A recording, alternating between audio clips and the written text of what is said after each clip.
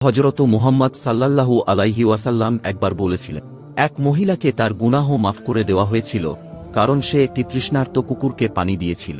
অন্যদিকে এক নারীকে শাস্তি দেওয়া হয়েছিল একটি বিড়ালকে আটকে রেখে তাকে মৃত্যুর দিকে ঠেলে দেবার জন্য। এই ঘটনাগুলো শুধু পশু প্রেম শেখানোর জন্য নয়, বরং এগুলো আমাদের হৃদয়ের অবস্থার কথাই বলে। যখন কোনো বিড়াল আপনার দিকে এগিয়ে আসে, বিশেষ করে যদি তা ক্ষুধার্ত, অসুস্থ বা সাহায্য প্রার্থী হয়, তখন বুঝে নিন আল্লাহ আপনাকে একটি সুযোগ দিচ্ছেন। আপনি কি করবেন তখন? উপেক্ষা করবেন, নাকি মুখ ফিরিয়ে নেবেন, নাকি থেমে দাঁড়াবেন, তার উপস্থিতিকে স্বীকৃতি দেবেন এবং তার প্রতি মমতা দেখাবেন? এই মুহূর্তটাই আসলে আপনার আত্মার পরিমাপের সময়। আপনার জ্ঞান দিয়ে নয়, বরং আপনি কতটা আন্তরিকভাবে ভালোবাসেন তাই দিয়ে আপনার মান নির্ধারণ হচ্ছে। এই ছোট, সাধারণ মনে হওয়া মুহূর্তগুলো অনেক সময় আল্লাহর পক্ষ থেকে গোপনে পরীক্ষা হয়। এগুলো এমন পরীক্ষা যেগুলো